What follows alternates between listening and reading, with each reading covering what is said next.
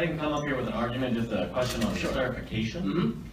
At the beginning of your speech, and correct me if I'm wrong, but you said something about different groups, such as Black Lives Matter groups, gay, lesbian groups, Latino groups, that were demanding privileges, that they're demanding...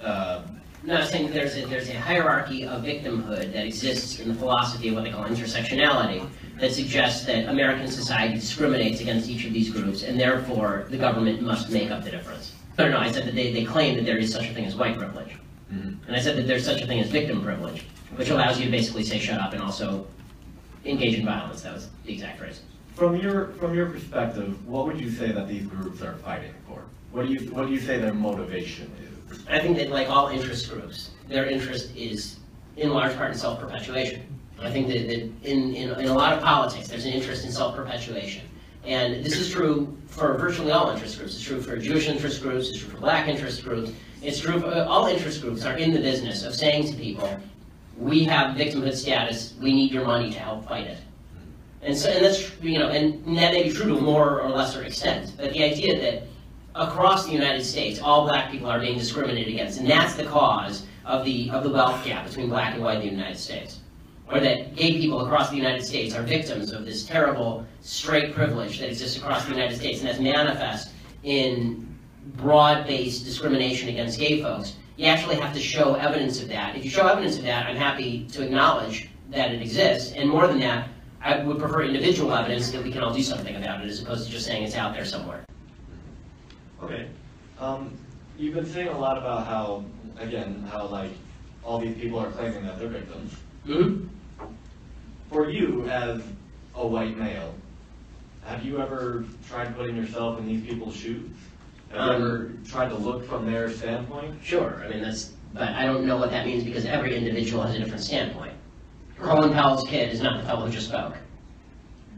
This idea that the idea that I don't know when we say put yourself in somebody else's shoes. There's actually a fascinating study about this. It says empathy is bad politics. Sympathy is good politics, empathy is bad politics. Hold on. What I mean is, have you ever looked at the world through their eyes? Do you know what it's like to be gay or black or to be discriminated? Okay, so as far as discrimination, I don't claim victimhood status, even though I was the #1 target of anti-Semitism on the internet last year.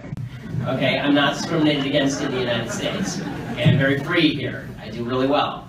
As far as the idea that the best way to do politics, or the best way to make public policy, or the best way to discuss politics in public is to walk in someone else's shoes, see through somebody else's eyes. That's true at a very rudimentary level. You try to understand somebody's problems. But the idea that that is the basis for public policy, in law, they say, there's a phrase in law, it's called hard cases make bad law. Right? The idea is that if you have too much sympathy for the person who's in front of you, you end up making bad overall decisions. And there have been studies on this about empathy in politics. Empathy actually leads to bad policy because while you're empathizing for the person whose shoes you're standing in, you're forgetting about the effects of the public policy you're recommending on the other million people the public policy actually impacts. And so, if the implication is that my perspective is coming from a lack of empathy or a lack of sympathy, I utterly disagree. I think that my perspective is coming from the ultimate sympathy, which is I want to see people succeed in the society. And the way to make people fail in the society is by inculcating in them from the time they're 5 that they are destined to fail in a society that discriminates against them. Okay, thank you. Good evening, Mr. Shapiro. Adam. Hi. So what is your formal education background? So I guess a lot of people don't know what your undergraduate degree was in. So you don't have, you wouldn't consider yourself an expert in sociology? I mean, I don't consider sociology a particularly expert field, but go ahead. I think I'm able to read a sociological.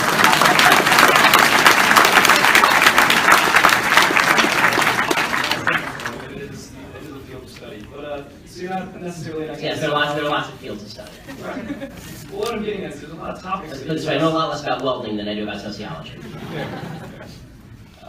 What I'm getting at is that you're not considered an expert in sociology, psychology, gender studies, lesbian dance theory, any of these things that you've brought up tonight.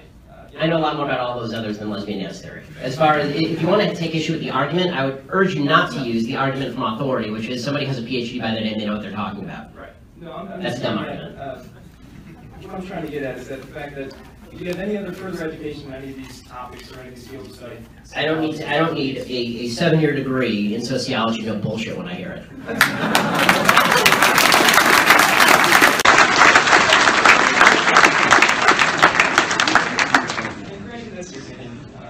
Right. Yeah, giving it. Right. That would mean that you're also offering kind of an unqualified opinion on a lot of these topics. See, again, you're just making the argument from authority. I don't think slapping a PhD from Ferris State next to your name makes you an expert in all things in the field in which you propose to speak. Okay, the fact is that either my argument's good or my argument's bad. Citing to my credentials is a really bad way of making an argument. It's like it's actually the equivalent of, it's so funny, when people do this, it's the equivalent of actually a religious person saying, citing to the Bible for an argument. I'm a very religious person, right? I mean, see this? It's the yarmulke. Okay? I'm a religious person. Okay? I never cite to the Bible. The reason I don't cite to the Bible is because that's an argument from authority. Okay? You may not believe the authority to which I'm citing. I don't believe the authority to which you're citing. So you're going to have to make me an argument as to what I'm saying that's wrong instead of just saying I don't have the properly enumerated degree from the institution of your choice. I'm merely citing academia. If you haven't done any significant study or any type of educational, you haven't established yourself as a PhD or a doctorate in any of these programs, so how can you make a qualified opinion on any of these topics is my question. Because I have read the studies and I can have an opinion on them. And that's your opinion and mine was just stated. So, thank you. Yes, that was my opinion.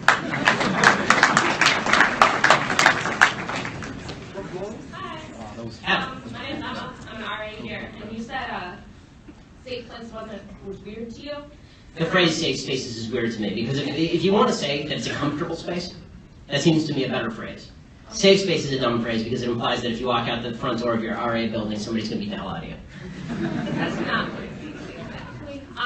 There's a lot of people on campus that have been, like, you joked about rape, and that actually does happen here. I don't know, No, I joked about the idea that every woman on campus is going to be raped. I would never joke about rape itself. As I said, people who rape should be castrated or killed. Right. Well, the way it works here is if you're raped and you don't have someone to talk to, you can come to your RA. And I personally dealt with those situations, and we have programs in progress. Good. So being an RA is not a weird space. So No, I'm not. Listen, my wife was an RA. I'm fine with the idea of RAs. All I'm saying is that the concept of the safe space, when applied ideologically, as it has been across campuses, ends up actually being an ideological cleansing facility. That's a different thing. If you just want to say come in here because it's going to be a place where you can talk about what happened to you without having to worry about people judging you, right. It seems to me that, what was that? Why is that a bad thing? That's not a bad thing. I was about to say it wasn't, if you let me finish the sentence. In fact, I would hope that they have a safe space at the police department where you can report the person who raped you so that we can put them in jail and then castrate or kill them. Hey Ben, I'm Jacob. I'm a huge fan of yours, but I'm also a huge fan of Milo's. Your guys' message. I like how you raise your eyebrows. Ooh, you do that too, right? Your guys' message is the exact same thing, and you pull the same crowd. Why do you guys hate each other? So I don't hate Milo. I think Milo is a provocateur who participates and he caters to a fringe to which I would never cater. And let me give you a few examples. And since I knew I was going to get this question, I took a few notes, because I don't want to slander Milo the way that he actually slanders other people. So, here are a few notes. Milo says Jews run the media. Earlier this month, he characterized a Jewish BuzzFeed writer as a, quote, typical example of a sort of thick-as-pig-shit media Jew. He justifies anti-Semitic memes as playful trollery. He pats racist sites like American Renaissance on the head. He describes himself as a chronicler of, an occasional fellow traveler with the alt-right, while writing pieces, recognizing that their quote-unquote dangerously bright intellectuals believe culture is inseparable from race, which, in case you don't understand what that means, that is racism. Back in his days going under the name of Milo Wagner, he purportedly posed with his hand atop a Hitler biography, posted a Hitler meme about killing 6 million Jews, and wore an iron cross. Just last week, he berated a Muslim woman in his audience at one of his speeches for wearing a hijab in the United States, and I'm the personal recipient of Milo's tender affections on Twitter, where Milo used to sick his followers on me. As I mentioned, I received about 7,500 openly anti-Semitic tweets in the last election cycle. And a lot of those were from Milo followers when Milo was kicked off Twitter, which, by the way, I opposed. I didn't think Milo should be kicked off Twitter. When Milo was kicked off Twitter, that amount in my feed dropped by about 70%. On the day of my child's birth, Milo wanted to demonstrate to everybody that I was a so-called cuck. Okay, if you don't know what a cuck is, folks, a cuck is an alt-right term of art that is used to talk about people who didn't sufficiently support Donald Trump because the idea is that Donald Trump stands up for white people, and if you didn't vote for Donald Trump, you wanted to watch your wife have sex with a black man. So on the day of my child's birth, Milo tweeted a picture of me of a black child, right? Because I'm a cuck. So that's why I don't like Milo. Is that kind of a victim stance, though? You're the kind of guy that always likes to fight this kind of stuff. I'm not a victim of Milo, I just think he's an asshole. That's why I listen to him. By the way, I'll note, I just spent like 5 minutes in the speech talking about how Milo shouldn't have been rioted against at Berkeley, and I oppose Milo's ban on Twitter, and I oppose everybody who's trying to shut down Milo. I think the best way to defeat Milo is either to ignore him. Folks on the left, advice for you on Milo. The only thing Milo cares about is attention. If you ignore him, he'll go away. That's number one. Number two, the other thing that you can do with Milo is you can actually go to one of his lectures and ask him a tough question, as long as he's not doing the dialing routine.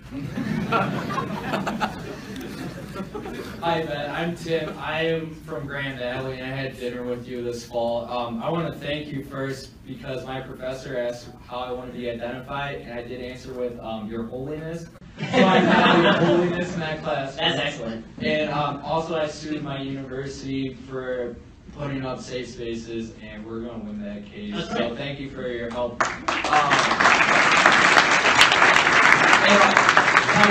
Tyson from ADF and my guys. Okay. So, yeah. I'm a lawyer. Yeah, we're talking slang. No, I am also a Boy Scout camp director. I want your opinion on their new statement that transgender boys or anyone who identifies As a boy is now allowed in whatever Scouts. Yeah, how can I still work with my beliefs in an organization that has turned for me? I love the camp, I love what I do, Yeah. I just need guidance. I don't know the answer to that. It depends on what the hierarchy says or whether you even have to deal with the situation, because transgenderism is extraordinarily rare. I mean, just statistically speaking, it's not a commonplace thing. I think it's idiotic that the Boy Scouts have decided to become the whatever Scouts on the basis of prevailing social norms about how men can magically become women and women can magically become men. Boys cannot magically become girls, girls cannot magically become boys, and it's not unreasonable for the Boy Scouts to say we don't want to have girls in our troop, or for the Girl Scouts to say we don't want to have boys in our troop, and that's not based on self-identity, that's based on biology. There's nothing wrong with that. It's asinine that the Boy Scouts did that. The Boy Scouts have been caving for a few years to kind of leftist social pressure because they're afraid the government's going to crack down on them and take away nonprofit status and take away some of the government benefits they get. But yeah, I mean, as far as how you operate inside the organization, you know more about the organization than I do, so I'd have to have more details. But it's very rough. I mean, I think they're going to lose a lot of people over this sort of thing because, again, the motto, the whole oath that you take as a Boy Scout is about morality and about acting morally straight and about all this kind of stuff. And it seems like when they move toward the leftist social agenda in order to please people, they're destroying the base on which they stand. Do I stay there, or should I leave somewhere else? Well, I mean, as I say, it depends how well you can function in the situation you're in. I mean, if you're helping a lot of kids there, and you can do so without having come in conflict with this policy, maybe you stay, or maybe you found an alternative group where this isn't an issue, or parents don't have to worry that their beliefs about the biology of sex are going to be assaulted by the organization in which their kids take place. Thank you, Ben. Good to see you again. You too. Hey Ben, I have 2 questions for you now because that just kind of sparked something in me. Sure. So, how do you say that some people don't have privilege when you basically just said that trans people aren't valid? They're not a thing. They're just girls pretending to be boys or boys pretending to be girls.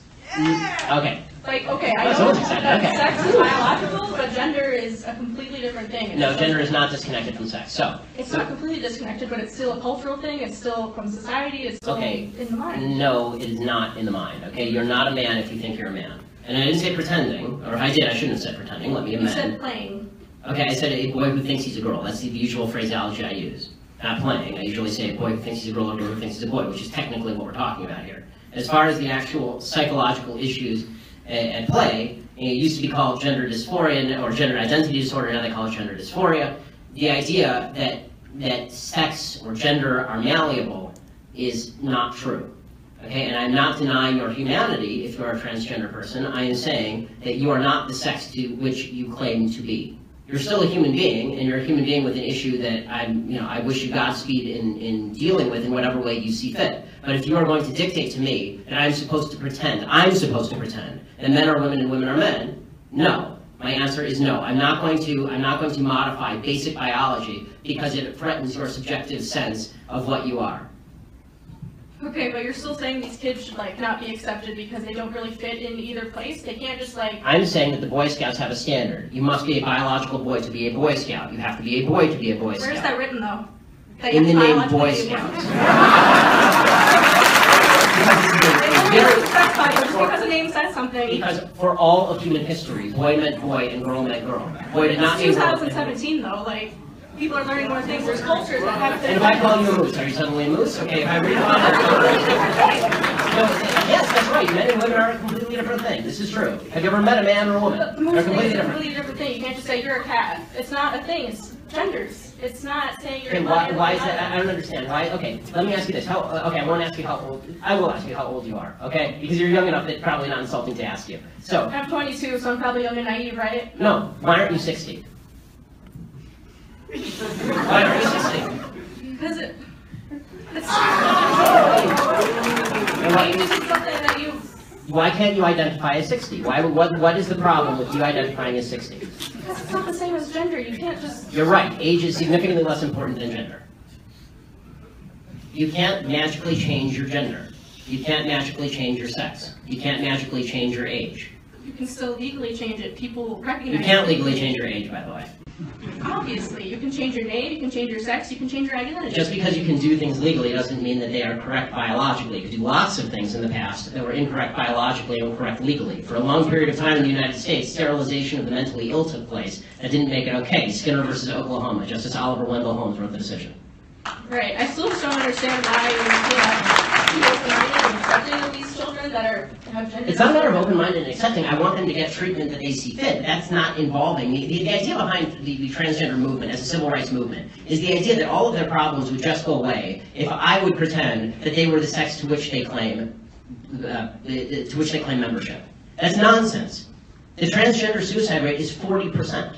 It is 40%. And Do you know why that is, though? according to the Anderson School at UCLA, it makes no difference. The study came out last year. It makes no difference as a transgender person or not, which suggests there's a very high comorbidity between transgenderism, whatever that mental state may be, and suicidality. That has nothing to do with how society treats Do you think it could be because of they're bullied at school? No, I don't think that. I do not think that the discrepancy. I do not think the discrepancy. First of all, I'm against bullying of any sort. Okay, the idea that somebody would beat somebody up is terrible. Okay, as somebody who's viciously bullied in high school, I'm not a fan of bullying. But the idea that the normal suicide rate across the United States is 4%. The suicide rate in the transgender community is 40%. The idea that 36% more transgender people are committing suicide because people are mean to them is ridiculous. It's not true, and it's not backed by any science that anyone can cite. It is pure conjecture. In fact, it's not even true that bullying causes suicide, according to a lot of studies. For example, in the black community, where the idea is supposedly that America is a racist society, blacks are bullied a lot. Okay, in the black community has significantly lower suicide rates than in the white community. In fact, in third world countries, the suicide rate is significantly lower than in first world countries. Suicide actually seems to be a privilege of the upper classes, if you actually look at it from a financial perspective. So the idea that suicidality is directly a result of people like me saying, no, men are not women and women are not men, it's not true. It's also... So you think it doesn't impact their identity at all, or their depression, or how they feel about themselves? I think the idea that you're going to sacrifice the entire society's proper definition of sex because you think that there is in legal terms, somebody with an eggshell skull, meaning that somebody who has a pre-existing condition that makes them more susceptible to criticism, that is not a way to run a society. You can't sacrifice truth because some people are going to actually suffer because of the truth. Plus, there's no evidence whatsoever that the suicide rate would go down in the transgender community in any marked way if people just started pretending that men were women and women were men. We're trying that experiment now. We'll find out whether it works. So far, no evidence. Have you talked to a group of trans people at all instead of this group of, like, white people? I'm more... Okay, last question about your Planned Parenthood thing. So why do you think it's not about controlling women's bodies and just about the separate life? Like, after the baby is born, how come more people don't care about them? They don't care where they end up in foster care, they don't care about the mother being poor, like... Okay, I do care about the mother being poor, I do care about foster care. Okay, but why don't you advocate for that, though? Because For Planned what? Parenthood is supposed to prevent abortions. Because, Planned Parenthood doesn't prevent abortions. They do, perform though. hundreds of thousands of abortions a year. They perform 300,000 abortions a year. The leading abortion mill in the United States. Evidence for that, though. That they perform 300,000 abortions a year from Planned Parenthood. That's my evidence. They don't dispute that. No one They disputes do it. like birth control and cancer I'm not treatment. anti-birth control.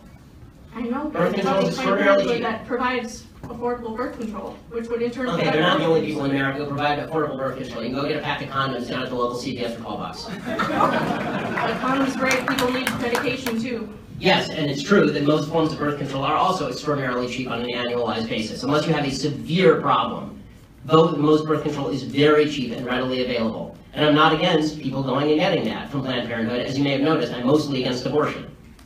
If you want to go to Planned Parenthood and get a contraceptive, go for it. I don't care. I do care when you start killing babies. This is a problem for me. But what about in rape and incest situations? Okay, so this is okay. So Yeah, I here's the know question. it's different, yes. I mean, this is a long conversation, and I'm enjoying it actually, which is why I'm allowing you to stay. But, but the question of rape and incest, first of all, important to note, rape and incest are not only a vast minority of abortion cases, they're an extraordinarily low percentage of abortion cases. So, if we can first stipulate that all the other abortions are bad, then we can talk about that other one. Can we do that? Are all the other abortions bad, or are those ones okay? And you're just using this as an excuse to make the other ones okay. They're all okay. Ah, good. Someone who's honest. So, who's the honest fellow? Who's okay? Yay, honest people. Good. I like the honesty. Okay, so all abortions are okay. So, oh, a sign that I can't read because it has lots of words on it. Okay, so. I have one question for you and one question only on abortion. Does the vagina, the vaginal canal, magically confer personhood? Answer. Does the vagina magically confer personhood? Yeah, raise hands are okay. You, sir. You know what the first breath does? The first breath confers personhood. Yes. Okay, so if the baby is in the womb and is exactly the same size and has not yet breathed, and you take a knife and you stab the baby in the head, a fully formed 9-month-old baby, it is not a human. The only thing that makes it a human is when it takes a breath. It has to independently breathe. I mean, I'm going to be honest. I'm going to stick to it, yeah, because I'm also pro-capital punishment and pro-selective suicide. So I'm going to stick with it. Selective suicide? Yeah. I assume elective suicide. I mean elective suicide. Elective suicide, okay. I'm not going to make someone commit suicide. Right, okay, that's good, because that would be suicide, that'd be homicide. That, by the way, I'm for capital punishment too, because people who kill people should be killed, but babies who have not killed people should not. This is my basic position on abortion. So, let me just, but I'll get your answer to the one who asked the question. Are you willing to stipulate that all the other abortions are bad, just rape and incest bother you? I mean, no, I believe a woman should have the right to an Got it. abortion. So it's an excuse, right? So it's an excuse so that we can say that, so that we can take the marginal case and then say that the marginal case applies to all cases. Okay, that's again faulty thinking. But if you want me to answer specifically on rape and incest, here's my basic answer: rapists should be castrated or killed. You shouldn't kill babies. End of story. But are they ever castrated and killed? Most rapists don't even get convicted. I agree, and that's usually the left side of the aisle because the left side wants to let them out after 5 years in prison. I want them castrated or killed. I'm telling you what my belief is. My belief is not public policy at the moment. But I think, would you agree with me on that one? Can we at least get a little agreement to finish this particular parlay? Okay? Should rapists be castrated or killed? Well, yes. Okay, good, yeah, you agree.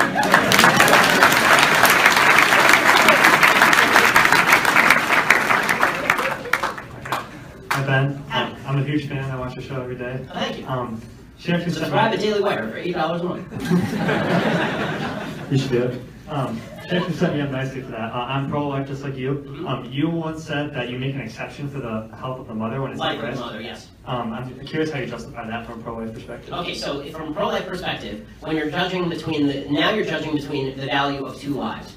So let's give an example when the life of the mother would come into play. The vast majority of examples don't actually work. Like you almost never medically have to abort to save the life of the mother. But let's give an example. So there have been some cases where a woman goes in for a cancer screening, for a prenatal screening at like 20 weeks, for example, or 10 weeks or something. And now the woman finds out that she has cancer.